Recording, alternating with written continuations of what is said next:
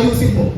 Makikita mo may kalat ulit. Ayusin mo na naman. Di parang, naman, parang, di ba? Pero huwag tayong susuko. Parang ganun lang yan eh. Ano? Pagpatuloy lang tayo. Kaya sila, tignan nyo, napagod sila eh. Nakakapagod, yes. Pero at the end of the day, ang Diyos pa rin ang bibigay ng kalakasan sa atin. Amen po ba? So magpatuloy, hindi natin alam kung paano kumilos ang Diyos. Ano? Hindi natin nakikita kung ano yung mga ginagawa ng Diyos sa ating mga buhay. Kaya huwag tayong hinto. Ano? Isa lang ang matitiyak natin, kasama ko ang Diyos, wala kang dapat ipag-alala. Mahalaga kasama natin ang Panginoon. Alam niyo, last year, ang naging, nag-extra income po ako, alam niyo po yan, nag-service po ako ng mga estudyante sa school. At ayan, sila kay Mickey, na ano yan. Kay Mickey, yan, natayo ko ba? Yeah? So, ayan, nakasama ko yan. Meron pong isang pagkakataon doon na pauwi po kami, ihahatid ko po sila. Doon po sa highway, nasiraan po kami. Okay. Noong nasiraan po kami, hindi ko alam kung anong gagawin ko dahil nasa gitna po kami ng highway. Hindi ko alam, dahil pag bumalik ako, malayo. Pag pumaroon ako, dahil malayo pa rin sa kanila, malayo pa rin. Natatandaan niyo po yan, natanggalan ako ng kadena, naputulan tayo. Di ba? So ngayon, hindi ko alam kung paano mag-uumpisa. Kaya syempre, magagawa ko na lang note, chat na lang, at hindi naman lahat available. So wala. At ang layo na, nakikita ko, ang layo na, tinatawag na yung vulcanizing shop. Kasi alam ko, doon pa sa Balanga eh. Kasi papunta kami ng Purlix pa lang eh. Medyo parang nagiging na ako ang bala ko Ang gagawin ko dito. Pero ang biyaya po ng Panginoon doon, mga kapatid, meron pong isang tricycle na tumaan sa akin. Iba kamat sa atin gano'n. At nakalabas na po siya. Maya bumalik po siya. Pagbalik niya sa akin, sabi niya, pre, ano nangyari? Napurulan ako ng kadena, mga kaibigan. Sabi niya, 5 hakbang lang, may vulcanizing dyan, hindi mo nakikita. Kasi hindi makita, dahil tagong pala. So, 5 hakbang lang pala, may vulcanizing na. Bakit hindi ako nagpatuloy at nilalat ko na lang? Bakit? Kasi hindi ko nakita eh. Alam mo kapatid, hindi na mahalaga sa buhay natin, kung minsan dumadaan tayo sa struggle ng buhay. Parang wala ka lang pupunta. Ang maganda rito, kilala ka ng Diyos. Hindi na mahalaga kung hindi ka kilala ng tao. Diba? Hindi ko lang kilala ng tao eh. Nakita niyo ba? Pero dahil kilala ako ng Diyos, siya ang gumawa ng paraan. Amen po ba? So, pilitin. Hindi mo alam kung saan magagaling yung mga tulong na ibibigay ng Diyos. Kaya nga sabi ng salmista, sabi sa Psalms, sabi niya, saan manggagaling ang tulong ko? Nakatingin siya sa mga bundok. Hindi sa mga bundok na ito, hindi sa mga tao. Pag sinabing bundok doon, hindi sa matataas na tama ang sinasabi doon. Kundi saan? Manggagaling ang tulong ko, sabi niya, sa Diyos na lumikha ng langit at lupa. Ang tulong natin ay magmumula sa Diyos na lumikha ng langit at ng lupa.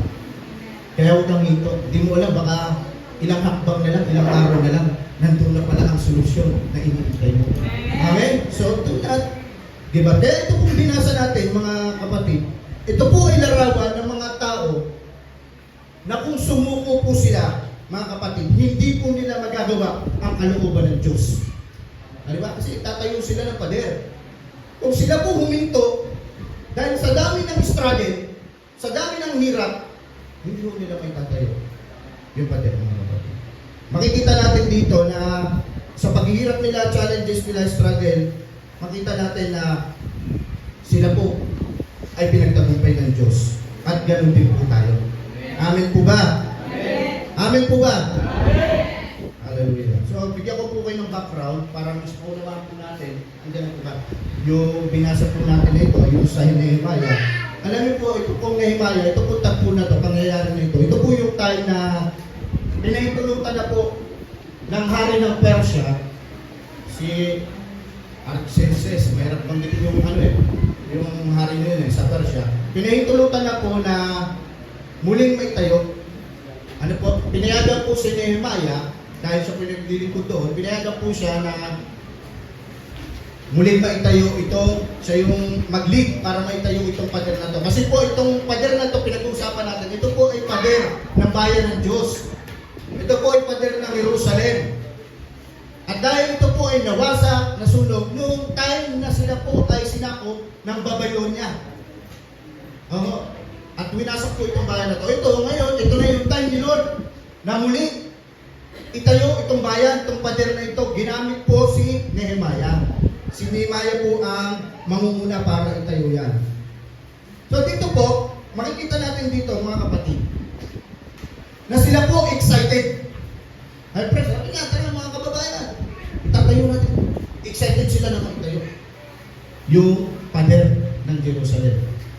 Masaya sila. At sabi nga ng Bible, makita natin dito, talagang sila nagpatuloy. Ginagawa nila yung, itinatayo nila yung pader na ito. Pero tingnan niyo po, sa pagpapatuloy nila, bagamat sila yung masaya, sila yung malalakas na ginagawa ito, sa pagpapatuloy nila, habang ginagawa ito, dumating yung discouragement. Amen. Kapatid, darating talaga discouragement. Doon sa gitna ng kanilang pagpapatuloy, kaya sabi sa verse 6, sa verse 6, at nagpatuloy sila. Ano po? So doon sa gitna, doon dumating yung panghihina ng loob. Doon dumating yung pagkasira ng kanilang mga kalooban. Mga kapatid, yung discouragement ay nasa gitna. Wala po sa umpisa. Sa umpisa, mag-iinit ka dyan. Pero pagdating ng gitna, na parang yung dulo, di mo na nakikita. Paano pa yung ano na? Diyan na yung labanan. Tama po ba? Kaya sabi sa verse 6, nagpatuloy sila hanggang sa nangangalahati. Yun ang sabi dito. Sabi dito, patuloy ang aming pagtatayo ng pader at nangangalahati na ang taas nito. Di ba? Noong nandun na sila sa kalahati, doon na sila na-discourage. Imagine mo yung dagat na ikaw masaya ka. Sumakay ka ng bangka, nagsasagwang ka. Tapos bigla ka napagod. Bumalik ka, lumingon ka sa likod mo, hindi mo na makita yung pinanggalingan mo. Ang layo mo na pala. Tapos nakita mo sa harapan mo, sagwang ka na sagwang, hindi mo makita yung dulo, yung pupuntahan mo. Diba? Parang yun, doon nangyayari discouragement. Diba? Parang umakit sa bundok. Kung kailangan ka napagod, hindi ka na pwedeng bumaba. Hindi ka na pwedeng, di ba? So doon, sila po ganun.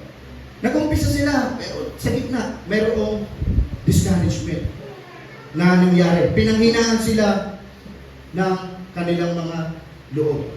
So ano po ang naging dahilan? Bakit pinanghinaan sila? Hindi dahil manghina sila. At hindi dahil ayaw nilang ituloy ito. Gusto nila. At sila po'y malalakas dahil nag-umpisa na nga nila. Pero bakit sila pinanghinaan? Kapatid, hindi dahil mahina sila, kundi dahil mayroong kaaway na sumisira ng loob nila. It's a battle of the mind. Ito sa isip. Naglalaban ko. Sinisira ng kaaway ng kanilang kalooban. Kaya tignan niyo po ito Sa verse 1 and 2, tignan niyo po, ano yung ginawa? Ano yung ginawa ng kaaway para sirain ang loob nila? Kasi ito, malaking discouragement sa buhay natin kapag naririnig natin ng malakas yung tinig ng kaaway sa ating mga buhay. Ang hirap talaga magpatuloy. Pero tingnan niyo po ito. Verse 1 and 2, sabi dyan, nang mabalitaan ni Sanballat na itinatayo ng muli ang pader, nagalit siya ng gusto. At, sabi dyan, hinamak kami mga Hudyo. Verse 2, sa harap ng kasama niyang mga sundalo ng Samaria, sinabi niya, ano ba ang ginagawa ng mga kawawang Hudyo na ito? Akala ba nila may tatayo nila uli ang pader ng Jerusalem sa loob ng isang araw at makakapaghandog ulit sila? Akala siguro nila magagamit pa nila mga nasunog at nadurog na mga bato ng pader. Kita nyo? Hinamak sila. Kapatid, isa sa discouragement natin, makakakita tayo sa ating mga buhay na tayo mamaliitin, tayo hahamakin. Kaya, hanggang dyan ka na lang. Wala ka na magagawa. So, isa yun sa discouragement. Pero hindi mo kailangan discourage. Hindi mo kailangan panginahan. Bakit? May Diyos ka. Ito, nagpatuloy sila. Bakit? Dahil mayroon silang Panginoon. sila, hindi naman tatayo yan. Ang sinasabi nila, wala kayong kakayanan para may patuloy yan. Mali. Huwag niyong pakinggan kasi yun ay discouragement na ginagawa ng kaaway para hindi tayo makapagpatuloy. So yun na muna. Hinamak sila, minalate sila. Pangalawa, ang ginawa ng kaaway para panghinaan sila ng loob? Pinakita ng kaaway na hindi sila karapat-dapat. Ayan ang isa sa malaking nagpapahina ng loob, lalo na po ng mga nananampalataya para sila ay makapagpatuloy. Ang pandarana, alam niyo po mga pastor sa ibang bansa, ang isa po sa number 1 na kanila po kung bakit nag-quit sila sa Amerika. Ito po ay nabasa ko po sa article ni Bishop Randy Burnett na hindi po pinansyal ang problema. Hindi ho. Ang problema po ng pastor na kung bakit yung pinakamalaking percentage na nag-quit ang pastor, hindi po sa problema sa members, hindi rin financial. Sabi po ni Bishop Randy Burnett, doon sa Amerika, ang pinakamalaking porsyento ng pagkupit ng pastor, yung spiritual battle nila dahil sa doubt, yung kanilang pag-aalinlangan sa kanilang pagkatawad. Why? Dahil may bumubulong sa kanila eh. Yun ang kanilang pinakamalaking ano daw, pagkukwit. Pinakamalaking percent. Doon nagkakaroon doon ng battle. Kapag naumpisa na silang bulungan, hindi ka tinawag, hindi ka karapat dapat. Doon na daw sila nagkakasin. So, yun kasi ang isa sa ginagawa ng kaaway para tayo po ay madiscard. Diba? Kaipit sa atin eh. Nasabi ng kaaway sa iyo, ano pa, patuloy ka pa. Alam ka na, bumagsak ka na eh. Kaya nga dito, sabi dito, akala siguro nila magagamit pa nila ang mga nasunog at nadurog na bato ng pader. Oh, imagine mo ikaw yan. Sinasabi ng kaaway sa'yo, uy, hindi ka na karapat dapat. Sunog ka na sa tao. Basa na ang papel mo. Bumagsak ka na, nag-fail ka na. Hindi ka na karapat dapat. Di ba? Ang sinasabi sa kanila, mga kapatid, kung titignan po natin, ganyan tayo. I-discourage ng kaaway. Ganyan ang lagi niyang sinasabi at pinapaisip sa atin para hindi na tayo magpatuloy. Nag-fail ka. Bumagsak ka. Kapatid, sino po dito hindi nag-fail? Pag di ka pa sinabi mo hindi ka nag-fail, wala ka pang success na nagawa sa buhay. Kasi bago magkaroon ng success, kailangan meron fail. Ginagamit ni Lord yan. Yung mga failure natin, yung mga pagbagsak natin. Ngayon, kung bumagsak ka, bumangon ka. Amen? Huwag kang manatiling nakadapa. Hallelujah. Amen. Alam niyo nung bagsak siya? Spiritually, emotional.